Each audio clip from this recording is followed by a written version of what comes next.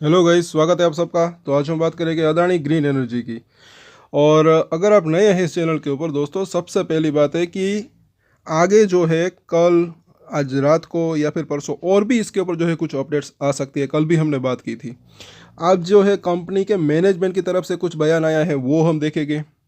साथ साथ इसके एफ एंड ओ के अंदर हम एनालिसिस करेंगे। टेक्निकल चार्ट के ऊपर तो हम डेली और एफ एंड ओ के अंदर एनालिसिस करते हैं। तो अगर आपकी इसके अंदर होल्डिंग है तो सब्सक्राइब ज़रूर कर हमारे चैनल को। सोमवार को कैसा रह सकता है प्राइस, वो भी हम देखेंगे। और नोटिफिकेशन बेल को ज़रूर ऑन कर ले ताकि हमारी वीडियो अपलोड होते ही आपको जानकारी मिल जाए। और साथ साथ यहाँ पर हम जो है कई अदानी ग्रुप के शेयरों के ऊपर हम डेली टेक्निकल चार्ट और एफ एंड ओ के ऊपर एनालिसिस करते हैं, जो भी शेयर एफ एंड ओ के अंदर है।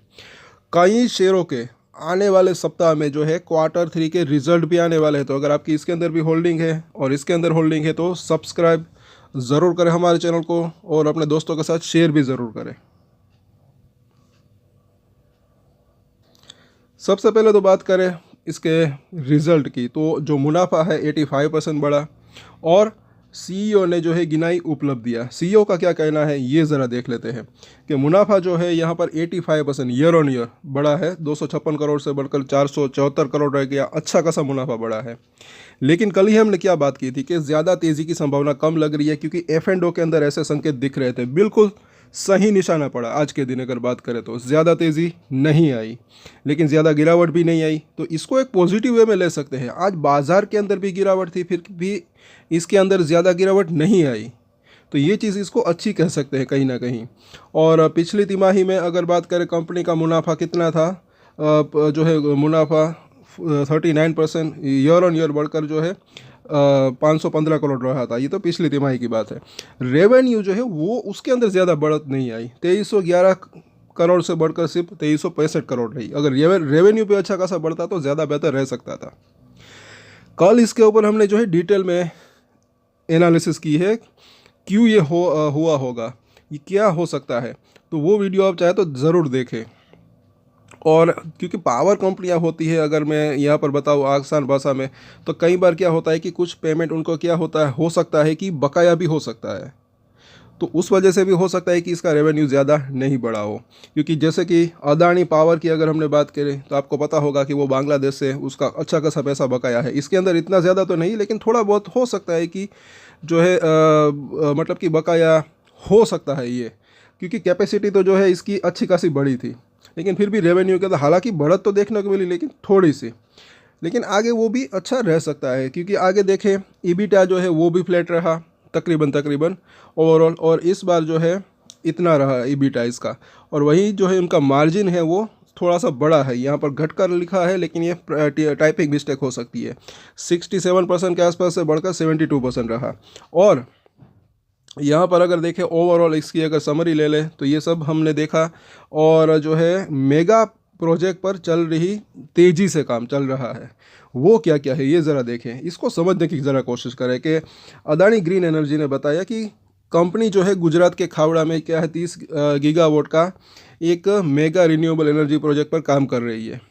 और इतने वर्ग किलोमीटर के अंदर ये फैला हुआ है, 538 वर्ग किलोमीटर, काफ़ी बड़ी जगह के अंदर। और इस प्रोजेक्ट जो है उनका उद्देश्य क्या है, अल्ट्रा लार्ज स्केल पर रिन्यूएबल एनर्जी प्लांट के डेवलपमेंट के लिए एक ग्लोबल स्टैंडर्ड स्थापित करना है। और इस प्रोजेक्ट के लिए कंपनी जो है, कंपनी के 12,000 से ज़्यादा कर्मचारी जो है वो साइट पर दिन रात मेहनत कर रहे हैं। हमको तो मतलब कि बस स्टॉक के अंदर निवेश करना होता है, खरीदना बेचना। लेकिन ये ज़रा देखें, ये दिन रात वहाँ पर काम कर रहे हैं, तब ये ग्रोथ आती है। आगे देखते हैं कंपनी की उपलब्धियाँ। तो मैनेजमेंट ने क्या कहा, तो अदानी ग्रीन एनर्जी ने बताया कि वित्त वर्ष 2025 के पहले 9 महीनों में कंपनी ने प्रति यूनिट उत्पादन में अपनी उत्सर्जन तीव्रता को 99.7% तक कम कर दिया। और प्रति यूनिट उत्पादन में मीठे पानी की खपत को भी 98.7% तक कम कर दिया। काफ़ी बढ़िया बात यहाँ पर दिख रही है। और आगे देखें तो वहीं जो है उसने प्रत्यक्ष और अप्रत्यक्ष रोजगार के 7,233 अवसर भी पैदा किए। और कंपनी ने बताया कि खावड़ा के लिए ट्रांसमिशन टेंडरिंग के 4 चरण जो है वो ऑलरेडी पूरे हो चुके हैं और 5वां चरण जो है वर्तमान में चल रहा है। और capacity ramp up plan transmission योजना के साथ जुड़ी हुई है। तो ये इसकी जो है पूरी की पूरी अपडेट्स है। आगे और भी कुछ अपडेट्स आ सकती है, जैसे कि मैंने कहा, क्योंकि देर लगती है कुछ रिपोर्ट्स को आने में, मैनेजमेंट का जो है कुछ बयान आता है नहीं, और भी ब्रोकरेज जिसके ऊपर क्या कहते हैं, वो सब हम जो है डिटेल में चर्चा करेंगे। तो मुझे ऐसा लग रहा है कि जो लोग ऊपर में फंसे हुए हैं, तो मुझे ऐसा लग रहा है कि देखिए, लॉस में बेचने से कोई फ़ायदा नहीं है। आप चाहे तो इंतज़ार कर सकते हैं। मुझे ऐसा लग रहा है कि आपका प्राइस भी आ सकता है और मुनाफा भी मिल सकता है। कई लोग इसके अंदर 1500 के आसपास फंसे हुए हो सकते हैं, 2000 के आसपास फंसे हुए हो सकते हैं, या फिर 3000 के आसपास भी फंसे हुए हो सकते हैं, जो कि इसका लाइफ टाइम हाई के आसपास है। और मुझे ऐसा लग रहा है कि लॉन्ग टर्म की अगर बात करें तो ये न्यू लाइफ टाइम हाई भी बना सकता है, क्योंकि मुझे ऐसा लग रहा है कि जैसी इसकी कैपेसिटी जो है वो बढ़ती है आगे चलते, वैसे इसका जो है रेवेन्यू और प्रॉफिट बढ़ सकता है। और साथ साथ अभी इसके ऊपर थोड़ा सा डेट, कर्जा ज़्यादा है, तो अगर लॉन्गर टर्म की बात करें तो जो इनका प्रॉफिट मिलता है उससे वो डेट पे कर सकते हैं, उनका डेट कम हो सकता है, उसके बाद इसका प्रॉफिट मार्जिन और प्रॉफिट और बढ़ सकता है। तो उस तरीके से जो है शेयर के अंदर और भी तेज़ी की संभावना रह सकती है, ऐसा मुझे लग रहा है। और एक चीज़ यहाँ पर समझने लायक है कि ये जो ग्रीन एनर्जी होती है, इसको आसान भाषा में समझे, ग्रीन एनर्जी, सोलर पैनल की अगर बात करें एग्जाम्पल के तौर के ऊपर, ये मुझे ऐसा लग रहा है कि वन टाइम इन्वेस्टमेंट जो है होता है।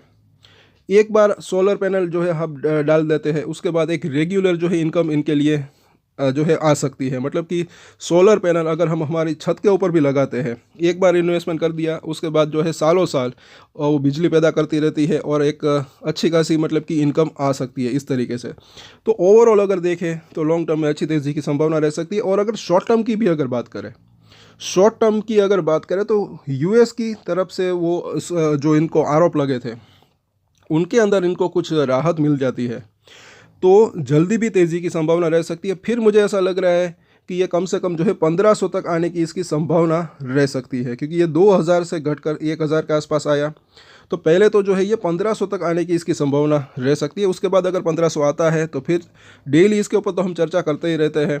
सो ओवरऑल अगर देखें तो फिर जैसे जैसे मुझे ऐसा लग रहा है कि इसका प्रॉफिट और रेवेन्यू बढ़ता है तो आगे और भी तेज़ी की संभावना रह सकती है। वैसे ये भी ना भूले कि ये F&O के अंदर है, तो F&O के अंदर शेयर में तेज़ी आती है तो भी जो है मुनाफा मिल सकता है, गिरावट आती है तो भी ट्रेडर्स को मुनाफा मिल सकता है। पुट कॉल रेशियो की अगर बात करें, फ्यूचर एंड ऑप्शन की अगर बात करें, सो ट्रेड लेकर भी इसके अंदर अच्छा मुनाफा कमाने की संभावना रह सकती है, ऐसा मुझे लग रहा है। तो सपोर्ट और रजिस्टेंस जो होते हैं उसके ऊपर आप नज़र बना के रख सकते हैं।